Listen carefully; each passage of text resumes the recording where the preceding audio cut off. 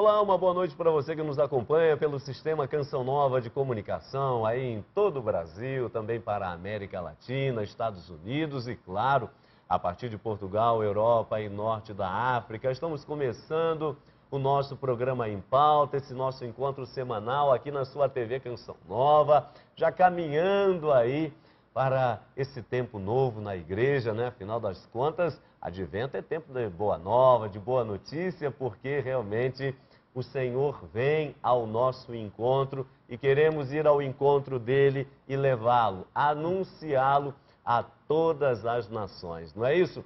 Vamos conversar nessa noite sobre as diretrizes gerais da ação evangelizadora no Brasil, 2011 a 2015. A gente vai entender como funciona essa ação evangelizadora da igreja no Brasil no programa dessa noite. Então fique muito atento. Nós vamos agora para a nossa matéria inicial para você dar uma situada aí na temática e daqui a pouquinho nós vamos então conhecer os nossos convidados. Acompanhe, por favor. Para cumprir a sua missão evangelizadora, a igreja, impulsionada pelo Espírito Santo, acolhe, reza a palavra que salva, escuta os sinais dos tempos, revê práticas pastorais e discerne objetivos e caminhos. Expressão desta incessante atividade missionária da igreja no Brasil, as diretrizes gerais da ação evangelizadora, aprovadas na 49ª Assembleia Geral dos Bispos, são a tentativa de escutar os sinais dos tempos e os desafios que neles se manifestam. Desejam ser uma resposta aos desafios que emergem em nosso tempo de transformações radicais na totalidade da existência e que às vezes geram perplexidade, ameaçam a vida em suas diversas formas e levam o ser humano a se afastar dos valores do reino de Deus. As diretrizes da ação evangelizadora no Brasil, de 2011 a 2015, no Em Pauta desta noite.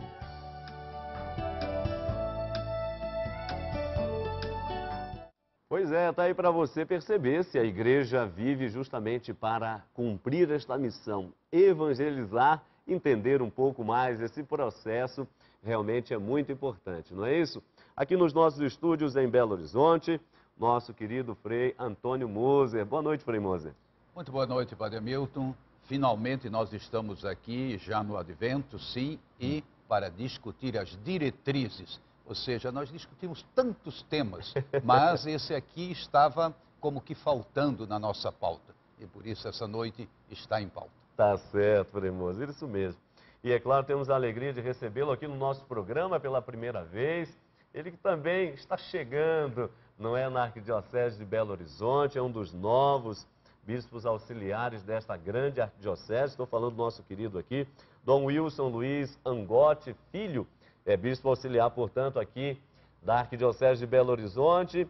Entre 2007 e 2011, Dom Wilson foi assessor da Comissão Episcopal Pastoral para a Doutrina da Fé da CNBB, Conferência Nacional dos Bispos do Brasil. Além disso, membro do Instituto Nacional de Pastoral e do Conselho Editorial das edições CNBB, que tem publicado, não é, as diretrizes também em comunhão com outras editoras. Dom Wilson, boa noite, seja muito bem-vindo ao Em Pauta. Boa noite, Padre Hamilton, boa noite, Frei Moser, a todos, minha saudação. É uma alegria estar aqui hoje também, podendo falar sobre esse tema, para que nós possamos sempre mais conhecer essas diretrizes que orientam toda a ação pastoral da igreja no Brasil.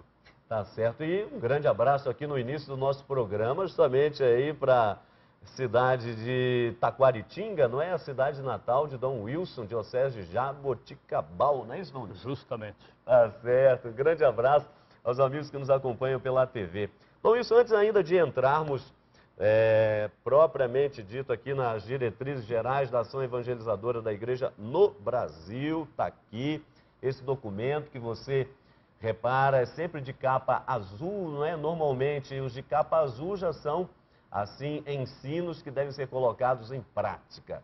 refletidos e colocados em prática. Normalmente aqueles de capa verde ainda estão na linha dos estudos e assim por diante. E aqui não é o grande convite, é para reflexão e, de fato, colocar isso em prática. Esse documento que é dividido praticamente em 5 capítulos, não é? Mas justamente já no 3º capítulo traz aí, assim, 5 pontos que são, na verdade, 5 urgências da ação evangelizadora. A gente vai conhecer essas urgências. Antes, porém, vale a pena, televisão a gente tem sempre que contar que tem sempre gente chegando, não é verdade? Muitas pessoas se perguntam, Dom Wilson, eu escuto falar dos bispos, da igreja e dessa tal de CNBB, Conferência Nacional dos Bispos do Brasil. Essa conferência existe só no Brasil, existe em outros países? E, afinal das contas, como que nasceu essa Conferência dos Bispos? Acho que vale a pena aqui uma palavra inicial, fazendo memória. É justamente a Conferência dos Bispos do Brasil nasceu em 1952, portanto, já quase com 60 anos, foi uma das primeiras conferências episcopais no mundo, uma das primeiras. Então, num ambiente aí em que se preparava, não se pensava, mas já estávamos caminhando para o Concílio Vaticano II, foi a década de 50, então um momento que a igreja vivia muitas mudanças, um movimento muito forte na liturgia, de renovação da liturgia, também um movimento bíblico de redescoberta das fontes, tanto da Bíblia como também da patrística. E também nós vimos nesse caminhar da igreja a necessidade que os bispos foram sentindo de se organizarem em entidades pelo mundo afora, que pudessem ser representativas da igreja de cada país, pudessem se manifestar falando em nome dos bispos, falando, expressando um pouco a colegialidade episcopal. Então, com essa intenção surgiu a CNBB, muito articulada na época pelo Dom Helder Câmara, que era arcebispo de Olinda e Recife, e a CNBB, Conferência Nacional dos Bispos do Brasil, nasce no Rio de Janeiro, no mês de outubro, dia 14 de outubro, mais propriamente, de 1952, lá na cidade do Rio de Janeiro. Perfeito. Agora, Frei Moza, é interessante, só aqui nessa nossa conversa inicial, outros países, como o Dom Wilson disse, a CNBB foi uma das primeiras conferências, quer dizer, o Brasil meio que na vanguarda desse tipo de organização e que a gente percebe que realmente é muito eficaz, né? Faz com que a igreja caminhe muito unida, naquilo que caracteriza a igreja, que de fato é comunhão. Mas, por outro lado, a gente tem também outras aí conferências, não é, mundo afora. Mas o que chamaria a atenção do senhor, por exemplo, o que se destaca, por exemplo, na CNBB que de repente a gente não tem em outras conferências, por exemplo? Bom, vamos começar com a primeira parte da pergunta. Outras conferências, claro que a conferência italiana também é muito grande, tem muito bispo na Itália, né? Mas a dos Estados Unidos também é bastante expressiva. Agora, por exemplo, nos Estados Unidos, durante aquela situação, eu diria Cuba e Estados Unidos, a tensão muito grande, então sobre as armas atômicas, sobre a paz, a Conferência dos Estados Unidos marcou muito a posição da igreja e, eu diria assim, abrindo caminhos para a paz. Muito bem, hoje a Conferência dos Estados Unidos, ela se apagou bastante.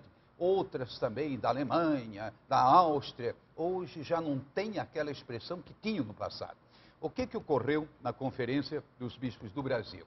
Primeira fase voltada para dentro da igreja, a sua identidade. Nesse sentido, quem somos nós, qual a nossa missão? Então teve uma série de documentos, campanhas da fraternidade, a igreja somos nós, a igreja todos os batizados e assim por diante. Depois, pouco a pouco, foi se dando, eu diria assim, um alargamento de horizontes. Não, nós estamos no mundo, nós estamos na sociedade. Então, a igreja se preocupando com o mundo real. Isso significa o mundo dos seres humanos e, particularmente, no Brasil. Então, todos os problemas, problema de terra, a questão dos indígenas, a questão dos negros, então, um caráter, assim, eminentemente social. Não no sentido de querer resolver os problemas, mas trazê-los à tona dar a oportunidade para que se reflita e para que sejam, então, tomadas as devidas decisões. E aí eu acho um ponto muito importante, isso incomoda muitos governos, ou diria setores do governo, não, porque a igreja não tem nada a ver com isso. Não, ela tem tudo a ver. Não é? Você não pode despir a sua identidade.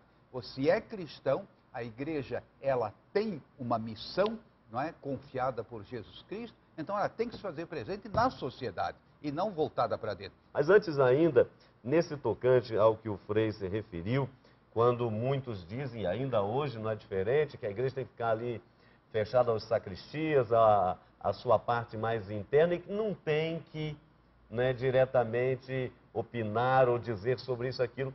Qual o seu parecer quando muitos hoje dizem exatamente isso? A gente entra sempre nessa questão de Estado laico, essa coisa toda. Não é? Há pouco nós tivemos na Faculdade Jesuíta aqui de Belo Horizonte, na FAGE, um debate, até o Frei Moser participou, e a questão era esta, não é? Até que ponto o discurso religioso pode interferir, não é, no mundo que aí está, especialmente nas questões, falando do nosso Brasil, questões políticas, por exemplo, que estão aí, a corrupção, uma coisa tremenda, né? Até que ponto o discurso religioso ele pode entrar nesse contexto? É importante lembrar que o Estado é laico e é até bom que seja. É importante também para a igreja que o Estado seja laico, porque a igreja também já sofreu muito com estados que interferiam na vida da igreja, inclusive até pouco tempo, né, nomeando bispos. Sim. A nomeação de bispos passava por governos, ou se não diretamente indicados, também aqueles que tinham direito a veto. Então essa separação entre igreja e Estado é muito oportuna. O tempo da cristandade é um tempo que passamos. Se isso valeu para uma época, hoje é bom, conveniente, tanto para o Estado como para a igreja, que haja essa separação entre igreja e Estado. Porém, uma coisa temos que distinguir. O Estado é laico, porém a nação não é laica. A nação é religiosa, o povo é religioso. E o povo que compõe essa nação tem que expressar a sua fé, a sua religião, e como cristãos ou qualquer profissão religiosa que seja, tem que se posicionar também como cidadãos. É a fé de cada um que leva a pessoa a se posicionar também na sociedade como cidadão, fazendo valer os seus direitos e se manifestando também como cristão a partir de sua fé ou como a partir de qualquer profissão religiosa que tenha, mas se manifestando. É um direito do cidadão e que o Estado tem que respeitar. Tá certo. Se o Dom Wilson me permite um Sim, segundo, é muito interessante, lá um dos primeiros documentos, vamos colocar no século II, Carta a Diogneto, né? Sim. Primeiro documento que certamente o Padre Hamilton estudou religiosamente agora, né, na sua pós-graduação na teologia. Carta a Diogneto diz o seguinte: quem são os cristãos? São pessoas como todo mundo, se vestem como todo mundo, não é? Frequentam os lugares, não os circos, não é? E não, digamos assim, um tipo de atividade que contradiz a dignidade humana, mas se não, estão presentes em tudo, são cidadãos do mundo. Perfeito. E muito interessante Santo Agostinho, né? A cidade de Deus e a cidade dos homens, hoje das mulheres também, né? A cidade dos Deus e a cidade dos homens significa a presença da igreja no mundo é como que trazer o céu para a terra, mas também levar a terra para o céu. E aí você tem a comunhão no mistério da encarnação, Deus e homem. Isso é que leva uma nação a ser uma nação forte, poderosa, como expressava o livro do Deuteronômio, Êxodo e assim vai, não é? E nós temos que considerar também que no Brasil nós temos declarado 70% da população católica. Exato. Imagina se esse povo todo não tem que ser considerado. O Estado tem que ouvir e tem que reconhecer a opção religiosa dessa maioria que constitui o Estado brasileiro. Tá certo. Olha, nós vamos já entrar justamente aqui no nosso documento, não é? As diretrizes gerais da ação evangelizadora da igreja no Brasil. Mas é interessante justamente esse início da nossa conversa, porque um documento, justamente, ele nasce a partir desse contexto. Aliás, dentro do contexto ainda eclesial, de onde brota a reflexão e, posteriormente, então, um documento para ser levado até a base, até as pessoas, de modo que todos reflitam e possamos, então, aí cumprir a missão de evangelizar. O documento, ele nasce a partir de alguns organismos, e a CNBB está dividida em vários organismos, não é isso, Dom Wilson? Esse documento, por exemplo, ele brota de qual organismo dentro da CNBB? Para o amigo entender melhor. Não é propriamente de um organismo daqueles constitutivos da CNBB. Atualmente, a partir da 49ª Assembleia Geral da CNBB, que foi realizada em Aparecida, no mês de maio do ano de 2011, a CNBB se organizou a partir de 12 comissões episcopais pastorais. Depois, se for interessante, até poderíamos nominar algumas. Porém, as diretrizes gerais nascem por delegação da Assembleia Geral dos Bispos do Brasil.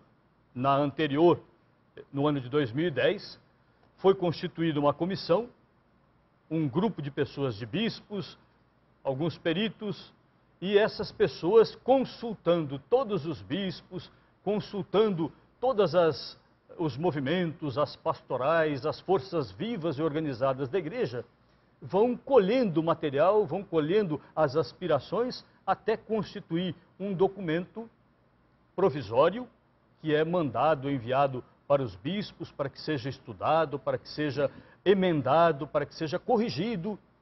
E depois também isso passa por várias instâncias da vida da igreja, na CNBB inclusive, através do CONCEP, que é a reunião dos bispos que compõem as 12 comissões, com todos os seus assessores, com todos os seus peritos. Passa também pelo Conselho Permanente, que são bispos de todos os estados, de todos os regionais do país. E esses bispos, essas pessoas, esses leigos, esses membros de coordenação de pastoral, vão dando as suas sugestões até que o documento vá sendo alinhavado na sua versão final. Que é essa que nós temos em mãos. Justamente. Tá certo, olha aí. E depois de alinhavado na sua redação final, ele é proposto à votação de todos numa Assembleia Geral. Né? Então, no mês de maio, esse documento, que é o documento 94 da CNBB, foi aprovado por todos os bispos do Brasil reunidos lá em Aparecida. Então, é uma expressão da colegialidade episcopal que propõe as diretrizes da ação evangelizadora no Brasil.